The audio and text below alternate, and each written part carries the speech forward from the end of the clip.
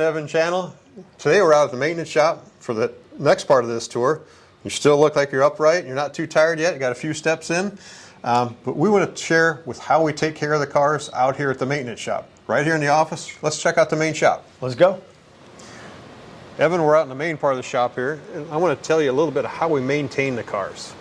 I mean, this is a sense where you see 462 cars that we have currently and growing. You know, we're very proud of we keep the cars in running and driving condition, but we have two people here that have a lot of experience, work well together, help each other out quite a bit. And you're thinking, wait a minute, two people take care of all these cars? Yeah, that's how it happens. It's myself and Ryan, who you meet here in a little bit. And how we take care of them is we have a minor, in a sense, service we do on the off years, and on year 5, we do a major service. What do I mean by major service? All the brake fluids change, all the fluids are changed, power steering fluid, you know, automatic transmission fluid. They're given a polish, and any notes that we may have accumulated over that time, then we go through and address them at that time.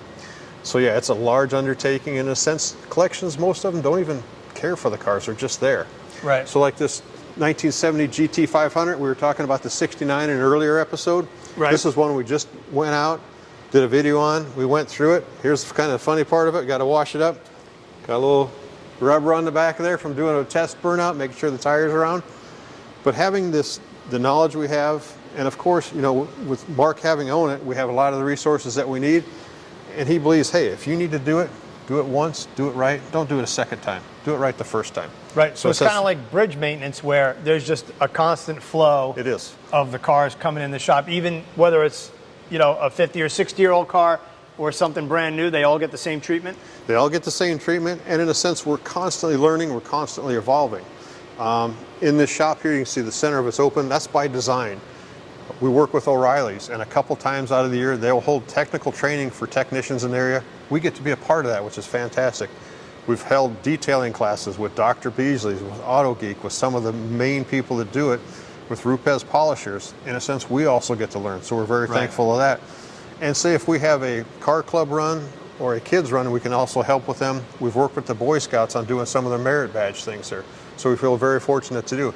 You see the cars behind us? We call these the cars that are in the on-deck circle.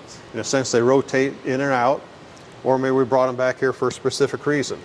And we're going to also walk back to the north side of the shop. Right. I know. So I see you have a paint shop too? We actually have a PPG waterless system. That's why it's out in the open. But both of our experiences and years of doing all this from Ryan and I, we've come from having our own custom and restoration shops. Okay. And a lot of our time is just consumed by maintaining the car, so there's not a whole lot of painting or restoration going on. Back in here is the north storage. You can see a lot of limited production Porsches, some of the low mile limited production Mustangs. This is one of our newest purchases, 1992 flare side truck. This has less than 320 miles on it. I almost bought one of these brand new. Really? Yeah, and I was either this or a Bronco, and I ended up getting neither. I ended up getting a Mustang at the time, but I love these trucks. So my question is, on the older stuff, especially the carbureted stuff, nuts and bolts, if you're a good mechanic, good wrench, you can kind of figure it out. Yes. On the newer stuff, do the new cars ever go back to the dealer for maintenance, or is even that stuff done in terms of like fixing things with codes or anything like that? Most of the stuff is done in-house. I mean, we all have the modern scanners, we all have training on them. One of the things, if the Dakota airbags that the Mustangs had all the issues with, we actually got with the local Ford dealer, Kelly Ford, and we had over 30 of the cars that needed to have the replacement airbags for the recall. So we paid to have the technician come out here and go through and do that stuff. Gotcha. But for the most part, we've get training as we need it on it. If we come to a warranty issue, then we'll transport the car down to the dealership and bring it back. Right. One thing I want to step out this side door here, we're going to wear the cameraman out a little more. Man. I'm still geeking on this flare side. I can see that. That's all right. We can stay here without you. We're going to show you the largest vehicle we have in the collection. This is a 1976 German Leopard tank. This has been modified over the years. And this is something we bought through one of Mark's connections through Poland. Has it been decommissioned? Yes, it has, but it's also runs, drives, and fully functional other than the firing mechanism. When you say modified, like, what are you modifying on this that isn't already done from the factory? Well, through the years, they would have added this. Do some of the additional armor. Right. Some of the modifications in time. Some of the modifications inside as far as the firing mechanisms, the accuracy, the electronics. Man. Now we're talking. This is a twin turbo V10. Firepower. Yes. Look at that gun. Holy mackerel. Have you driven this? Oh yeah, it's fun to drive. It's fun to drive. It's fun to drive.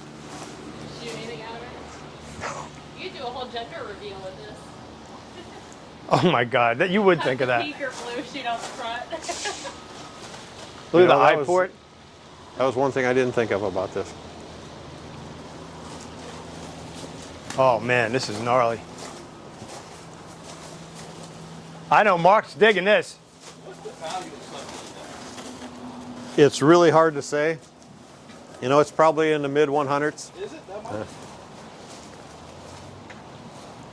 A lot of it is you got to think of, if you were to purchase something like this, where do I put it? How do I get it there? Who works on it? Just the pad that we're standing on here, this was specially built for this.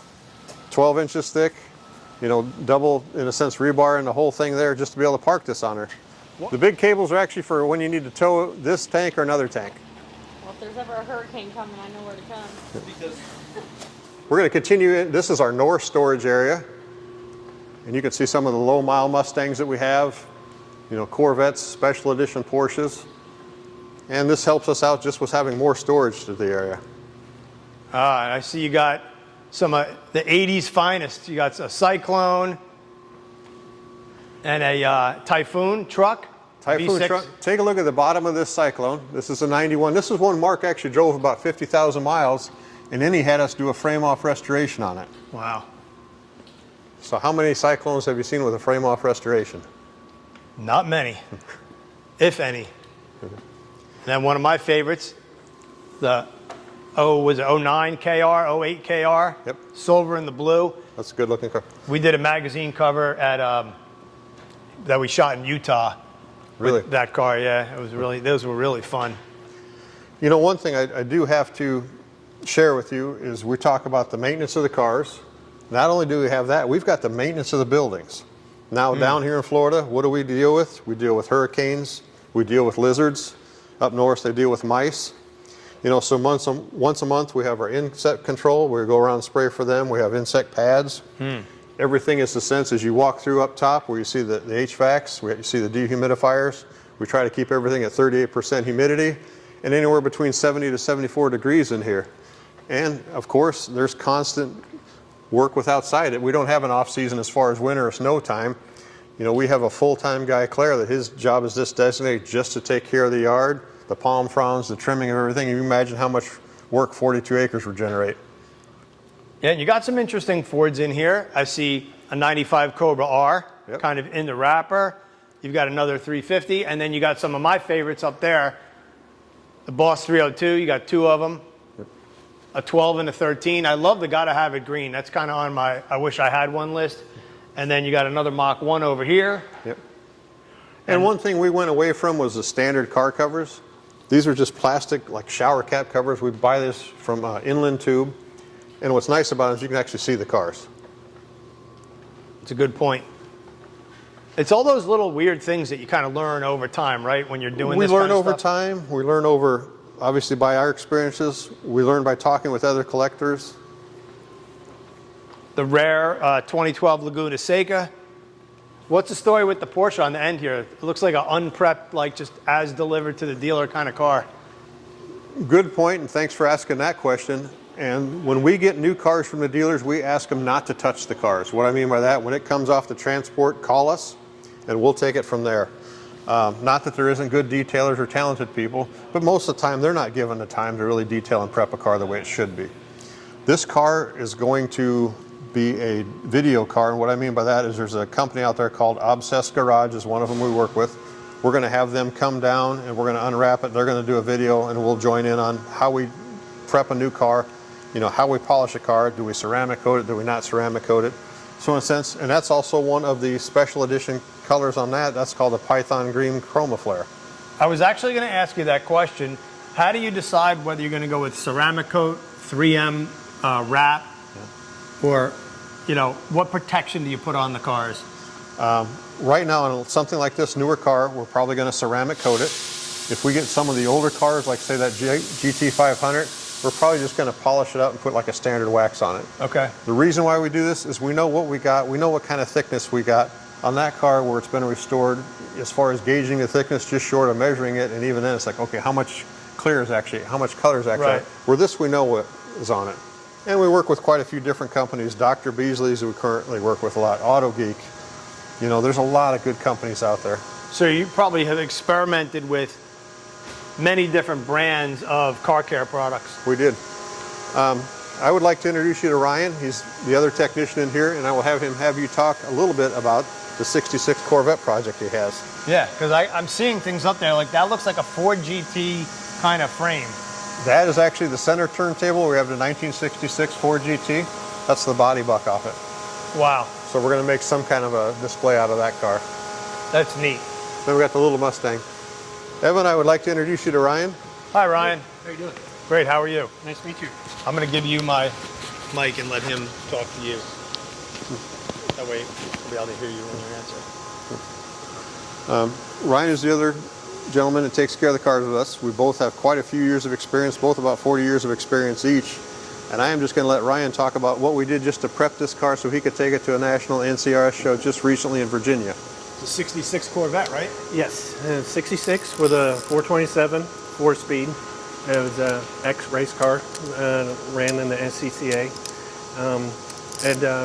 Ran in Daytona, and I think the transmission or something went out and never did finish the race in 66. But it raced all around Florida and all over the SCCA. But on this, we had to go through and we detail all of our stuff to the highest. And we had to actually pull the motor out of this right before we left for Virginia because one of the valve guides had cracked and filled one of the cylinders and we didn't catch it. So we actually had to rebuild the motor, pull it out, rebuild the transmission, went through everything. I just put it in a new radiator. And then now it's just getting all resurfaced and ready to go back into the museum. Everything just looks period correct, proper valve covers, all the fuel lines and everything, well, even down to the hose clamps and stuff look correct for the era. Date-coded spark plug wires to the hoses, everything's correct on this car. Yeah, that's what a beautiful piece. That's great, man. So we go through. How close is it to running? Just fill it up with some Evans coolant that we put into all of our stuff, and it should be ready to go. Nice. Beautiful. Thank you. Ed, I know from owning older cars that today's fuel generally is not happy sitting around, especially with carburetors. Do you have a regular schedule of just starting and running the engines? What we do is when we bring the cars out once a year, we get them to run them through a couple of heat cycles. Because you notice this, sometimes you'll run through the heat cycle, next day you come out, wow, there's power steering fluid running out, or here's Right. automatic transmission fluid. And we notice that mainly on the older cars. Touch base a little on the maintenance. On a car like that Shelby GT500, we're going to run 110 Sunoco race fuel in it. Nice. For any of our cars 83 and older, and the reason why we do that, there's not probably an O2 sensor, there's not probably an onboard computer. So our cutoff is 84 and newer. We run Sunoco 93 ethanol. We run Sunoco 93 non-ethanol fuel Right. in those, and that's happy with the O2 sensors, onboard computers, and stuff like that. And we also run a stable, and we run a marine grade stable. And let me grab that for you. All right. I'm also checking out the Porsche 959 rare supercar. Okay, this is a marine grade, and when we got the chance to visit with the chemists, this is actually twice as concentrated as the standard because obviously a marine's going to be out on the water, and we like the blue color where if we have a leak then we can actually find where it's leaking from. I got So it. that's one of our things there. The other thing we use on the coolant is Evans waterless coolant. And all the cars we converted, our kind of cutoff is like 2010 and back because a lot of the 2011 and newer have pretty good quality coolant in them. Right. We were finding the green was becoming corrosive. And here's the other thing we learned over time. You think them little battery tenders? They put a little bit of a charge through the car. So you look on aluminum components and all of a sudden we're getting like things growing and it was already corrosion, just that little bit of charge. So we had to be careful to disconnect the batteries on the older cars. And you'll see the chargers on them. That's the other thing is, in a sense, we have a C-Tech tender on each car, and that's by choice. As far as moving the cars around, I want to show you this. This is something super slick, and this saves our back quite a bit here. Oh, look at that. This is one of the car movers we have. You know, Ryan and I might be in great shape, but I tell you what, this actually saves a lot of headache and a lot of time.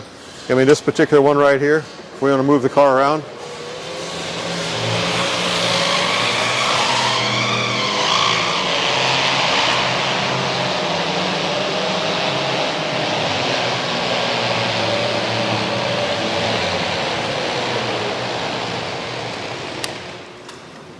and that that's makes neat. life a lot easier as far as moving between the buildings. If something breaks down and it's not happy and doesn't want to run, but that makes life a whole lot easier. Like to share with you a couple other cars we're working on. Yeah, sure. You can see up top, I mean, we've got this air conditioner, which, you know, thankfully in Florida, we're very happy about that. We've got our exhaust system with the blue donuts. Yep. Doing a little bit of service work on the owner's Bentley right there. And this is a car that Ryan is doing some work on right now. It's a 74 Bricklin.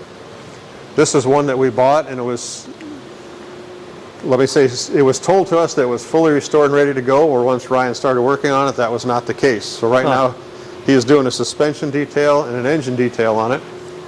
And this is a 74 model, so this has the AMC motor. And what color would you call this? Ooh, some kind of orange, but something tells me that it's not orange. It's not orange. I'm going to let you read this because you're not going to believe me if I tell you this. Safety red. And this is actually the only 4-speed ever produced in safety red. Huh. It's a 1 of 1. So this car right now, with the gull wing doors, I'm not going to open them because Ryan is working on those here. But this is a unique piece of history where these cars were produced in Canada. The 75s and 76s had the, in a sense, the Ford 351 Windsor motors. Right. But unfortunately, they just didn't quite get all the bugs worked out, and you know. And even stuff like things, Ev, check this out. Like, look at this washer stack. Like, today that would be a beautiful bushing, you know, to space that out. It was just like, nope, go get another washer out of the bin. Yep. Yeah, these are always pretty neat cars. So how do you source, is there somebody who's constantly, or looking on websites or at the auction houses as far as what's next? Like, how do you figure out what's going to be next? And then, do you ever sell anything? You know, in a sense like this, you're asking about how we, in a sense, acquire the cars or sell the cars.